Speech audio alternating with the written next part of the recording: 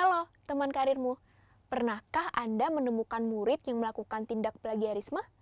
Atau bahkan hal itu sudah sering Anda temui? Faktanya, kasus plagiarisme di satuan pendidikan memang terbilang tinggi loh. Menurut praktisi dan pengamat pendidikan Indra Karyismiaji pada tahun 2021 lalu, plagiarisme mencapai angka 94%. Wow, banyak sekali ya.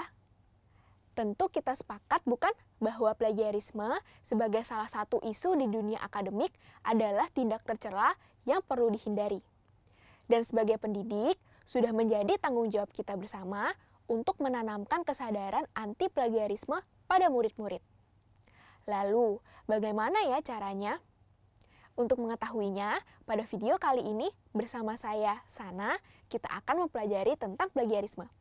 Mulai dari urgensi mempelajari plagiarisme, bagaimana konsekuensi yang timbul dari perilaku plagiarisme, hingga mengenai bagaimana cara mencegahnya.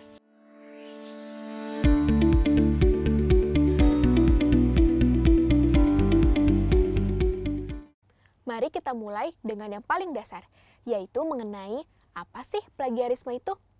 Sederhananya, plagiarisme merupakan penjiplakan yang melanggar hak cipta. Tindakannya berupa menyerahkan atau menyajikan ide atau kata maupun kalimat dari karya milik orang lain tanpa menyebut sumbernya. Selain itu, mediumnya dapat berbentuk elektronik maupun cetak. Sedangkan bentuk tindakannya bisa berupa kesengajaan, seperti menjiplak karya orang lain maupun ketidaksengajaan yang terjadi karena ada ketidaksesuaian dalam teknik pengutipan. Bisa juga karena karya yang dibuat menggunakan terlalu banyak kutipan dari berbagai sumber, sehingga orisinalitasnya dipertanyakan. Lebih lanjut, bagaimana urgensi mempelajari plagiarisme? Teman karirmu sebagai tenaga pendidik penting untuk membimbing dan meningkatkan kewaspadaan murid dengan memberikan pengertian mengenai plagiarisme. Terutama karena saat ini informasi bisa dengan mudah dan instan untuk didapatkan. Selain itu, plagiarisme juga menyangkut integritas yang juga berkaitan dengan kejujuran akademik. Jika seseorang melakukan plagiarisme, maka ia tidak melakukan proses pembelajaran dengan seutuhnya dan dianggap melakukan tindakan yang tidak etis. Selanjutnya, apa akibat dari tindakan plagiarisme bagi murid? Pertama, reputasi murid menjadi buruk.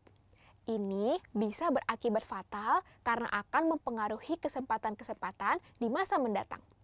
Kedua, plagiarisme akan menurunkan rasa kepercayaan pada diri sendiri.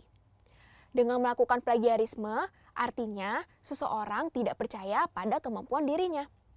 Oleh karena itu, lebih percaya pada hasil karya orang lain. Ketiga, kebiasaan menjiplak akan menghambat kreativitas dan inisiatif dalam mengembangkan ide, gagasan, serta inovasi. Keempat, plagiarisme akan menumbuhkan rasa malas dalam diri karena selalu menginginkan sesuatu yang instan. Kelima, plagiarisme sebagai isu serius dalam dunia akademik dapat membuat pelakunya terjerat kasus hukum juga. Konsekuensi lain yang mungkin terjadi adalah pengeluaran dari instansi akademik. Nah, banyak juga ya konsekuensi yang kemungkinan kita dapatkan ketika melakukan plagiarisme. Oleh karena itu, kita harus banyak-banyak mempelajari mengenai cara menggunakan sebuah informasi agar terhindar dari konsekuensi ini. Pertanyaan berikutnya, hal apa saja ya yang dapat dilakukan untuk mencegah plagiarisme? Ada beberapa hal yang harus dipersiapkan oleh guru selaku tenaga pendidik dalam membimbing murid agar terhindar dari tindak plagiarisme. Pertama, teman karirmu bisa mulai dari membentuk kesadaran dan pengetahuan mengenai perilaku plagiarisme. Contohnya, dengan mempelajari bentuk perilaku plagiarisme dan cara mengutip informasi dengan baik dan benar. Jangan lupa untuk membangun lingkungan anti plagiarisme di kelas dengan memberikan pemahaman bagi siswa mengenai tindak plagiarisme akademik. Kedua, mengembangkan kemampuan bahasa murid. Perilaku plagiarisme mungkin muncul karena minimnya kemampuan bahasa murid. Sehingga penting sekali untuk membimbing murid mengembangkan berbagai kemampuan bahasa seperti tata bahasa, pemikiran, argumentasi, dan parafrase. Dengan begitu, akan memudahkan murid untuk memilih kata saat melakukan parafrase atau mengutip informasi. Ketiga, masih berkaitan dengan poin sebelumnya. Dikarenakan kemampuan bahasa yang minim, murid cenderung merasa tidak percaya diri dengan kemampuan menulisnya. Untuk itu, penting sekali nih teman karirmu untuk membangun kepercayaan diri murid saat menulis. Anda bisa memberikan berbagai latihan menulis dan menciptakan lingkungan yang aman bagi murid jika mereka melakukan kesalahan. Keempat, menjelaskan esensi setiap tugas yang diberikan. Teman karirmu, ternyata masih ada loh guru yang tidak menjelaskan esensi tugas kepada murid. Padahal, dengan menginformasikan esensi tugas, murid dapat lebih memaknai tugas yang diberikan, sehingga lebih mau berusaha untuk mengerjakan tugas yang diberikan. Murid jadi terpacu untuk berproses sepenuhnya dalam pengerjaan tugas, sehingga terhindar dari keinginan instan untuk mencapai hasilnya, termasuk yang dilakukan dengan cara memplagiasi karya orang lain.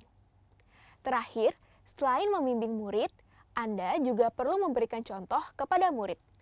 Anda dapat melakukannya dengan mempraktikkan dan memberikan contoh perilaku anti plagiarisme. Karena ternyata masih banyak tenaga pendidik di Indonesia yang terjerat kasus plagiarisme. Nah, dari semua cara-cara tadi, cara mana saja yang sudah Anda terapkan? Dan apakah cara tersebut berhasil? Coba diskusikan dengan kolega di satuan pendidikan Anda. Yuk, bersama-sama kita wujudkan lingkungan akademik yang anti plagiarisme. Selamat belajar dan sampai bertemu pada aktivitas lainnya.